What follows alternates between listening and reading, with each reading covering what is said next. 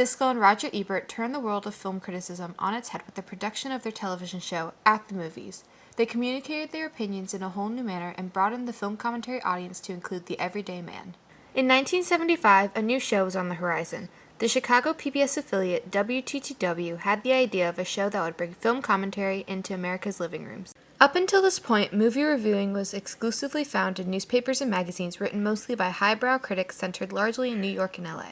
But PBS's experiment, Sneak Previews, would bring together an unlikely duo who would break this mold of movie reviewing and bring it to the common man. Roger Ebert, the film critic at the Chicago Sun-Times, a Pulitzer Prize-winning author whose burning passion for movies and eloquent writing led him to be the youngest daily film critic in the country. Ebert was paired with his crosstown rival, Gene Siskel, the movie reviewer for the Chicago Tribune, a Yale graduate with experience as a military journalist before coming to the Tribune. Siskel was known for sticking to his opinions and believed a reviewer should not be swayed by public taste. They made for an unusual presence on screen. Siskel was lanky and tall while Ebert was short and stout, but it wasn't their odd appearance that people tuned in for.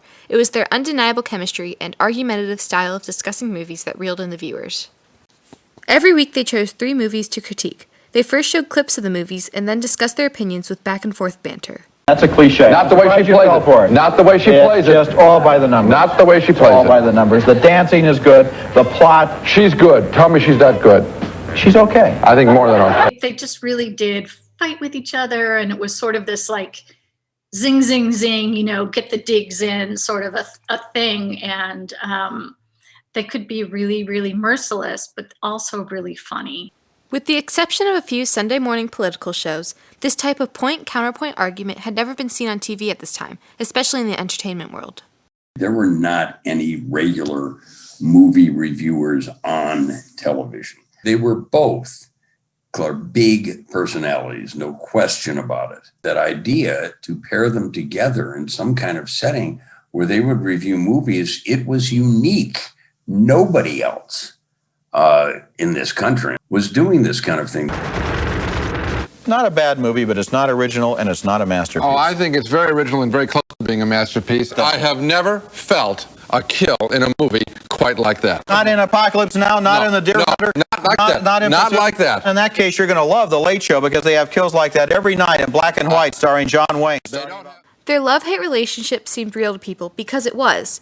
They were Chicago's movie-reviewing frenemies. They didn't always get along on and off screen, but at other times they were chums and over the years grew to be close friends. People could relate to that chemistry because they could see themselves in Siskel and Ebert, arguing with friends and colleagues over movies. What Roger and Gene did was kind of fantastic because it was so unlikely. These two Chicago newspaper rivals, because they worked for different papers, sometimes in the Trib, who were just ferociously competitive and in many ways did not get along.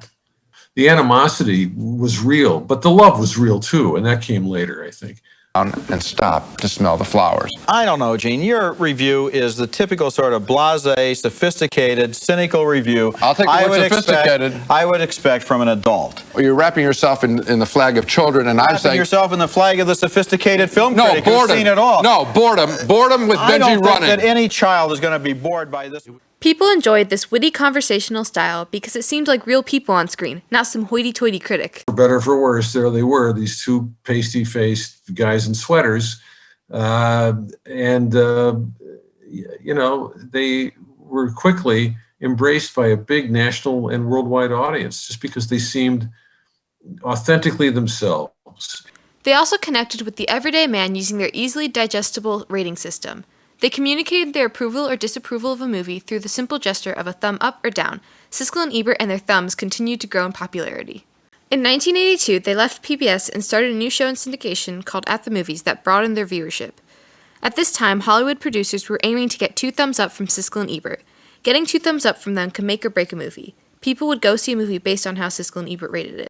The 2 thumbs up became sort of the gold star for films, and after that had really been established, that's what everybody was sort of looking for or hoping for. Movie studios would hope to get 2 thumbs up. That was, it held some weight back in the day, and it was coveted. The phrase 2 thumbs up was trademarked by Siskel and Ebert and is now entered into the everyday American lexicon. People use it for everything to denote whether they like it or not just the movies. But not everybody was a fan of thumbs up, thumbs down. Some in the film criticism world thought it took away from the nuance of movie reviewing, that it was too simplistic. But I think too often it turned it into, hey, thumbs up, thumbs down. That's too quick a reaction. I think a lot of people would say to themselves, hey, Roger gave it a thumbs up, let's go see it. Instead of asking, well, Roger gave it a thumbs up, why? Why did he give it a thumbs up, or why did he give it a thumbs down? So I think it made, it was too quick and too easily digestible.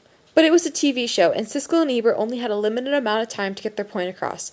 Ebert himself even agreed that the show didn't provide the most thorough critique, but they did their best to justify their thumbs up or down in that space of time. Their partnership on the show ended in 1999 due to the untimely death of Siskel, who died of a brain tumor at the age of 53. Ebert continued to review films in various capacities until his death in 2014, but their influence continues into the present-day internet age. Today's internet is filled with people providing their insights on movies, and it's not just professional film critics, it's everybody. You can see Siskel and Ebert's footprint across the web. The easily digestible concept of 2 thumbs up has been replicated in slightly different forms on various sites like Rotten Tomatoes, where they use fresh tomatoes and squashed tomatoes to rate a movie.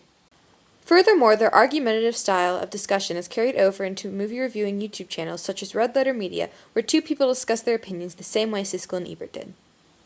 Moreover, these online reviewers credit Siskel and Ebert as their inspiration.